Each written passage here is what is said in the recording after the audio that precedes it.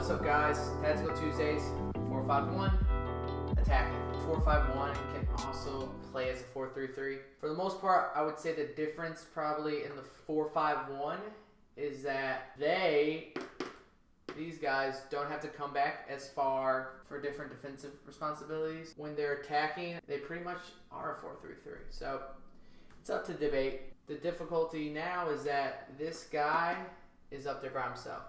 And this is a tough position. It's more of like a hold-up guy, a guy that can retain possession, drop it to one of these guys, and then work like that. But this is definitely a difficult position.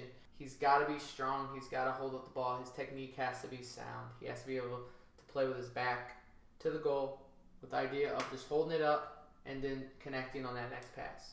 Let's say this guy's out here and the ball comes out here. This guy has to be deep. He always has to be a threat on their back line, right? Because if he's in here, it makes all their jobs a lot easier. They're saying, hey, they have no threats towards the goal. So remember that. If you're a striker playing the 4-5-1, try to stay on that back line.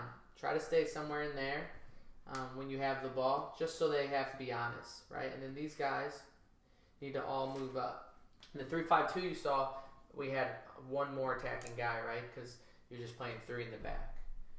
So I always talk about that, the numerical advantage, but this is still a good formation. If you can get these guys up, right? If I can get this guy up, if he can always be support. Remember, these guys all have to slide over. Just like in the defensive videos, those guys still have a role, right? They still need to be an option for their teammates. Options, options, options. Remember that, kids. No matter where you are on the field, more often than not, you need to move. There are times, and like I said, you're going to see this in the game, where sometimes just standing there and occupying space is the right move. But for the most part, you have to move. If you watch the good teams, the great teams, they circulate the ball and they're always moving. Ball goes in there. His job isn't over because he has to get up the line. That defensive mid needs to just be here, just in case, just if they need an outlet, right? And he can bounce the ball around. He can find these center backs, right? The center backs have to keep moving up the field. Ball goes out there, right? Maybe it goes back. Maybe that didn't work. This outside mid gets a little further up the field. That means he has to slide over. Excuse me, outside defender gets up the field. He hits it here. Our forward's got to get in the box, right? And these guys have to make it a priority also to bust it again in the box. And you got to have three. Three gives you a better chance of scoring. Two, center backs can deal with that. So those are some of the starting points and some of the places that you need to be. Say the ball gets circulated back around. Right now everyone has to come back up because the defensive team's moving up. It's always a rule. Ball goes to the center back. He gets out there. Right? He needs to come back and get the ball. So is the defensive mid. He's tucking back in. The other center mid has to come in. And we're virtually back in the same kind of starting spots. Always have options. Always. Options, options, options, options. You have to communicate. If you're communicating with your teammates, it makes for a lot easier of a game, right?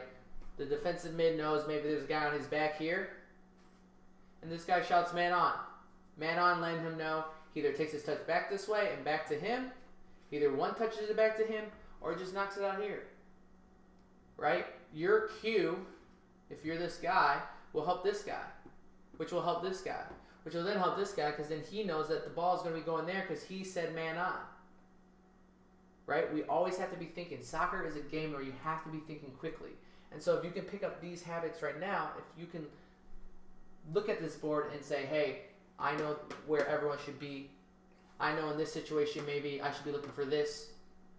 Right? If you can do these things, you will be in such a great position. And I'm super fortunate that we went over this every single day. Whether I was a youth player, whether I was a college player, and even when I got to the pros. The tactics are imperative for success. So that's the 4-5-1 attacking, right? A lot of the attacking is the same. You gotta be brave, you gotta get forward. If you can do that and get forward, you can find success in this formation too. Thank you guys for watching this video. It's always great to get out here and do some tactics and work on myself as well because I'm always working. I'm trying to improve every day to give you guys the best information possible. If you have any questions, you can leave them in the comment section. You can always ask a pro that hashtag where I'll go in there, I'll look, I'll say, hey, so-and-so asked me a question, I'm going to knock out a video for them because it shows me that they care about their development in the game. Take this one in, apply it to your game, and then once you apply it, reassess, what went well, what you can improve on, and just keep doing that. And I guarantee that you'll see yourself feeling better out there and more confident with your ability during the game. So, thanks guys.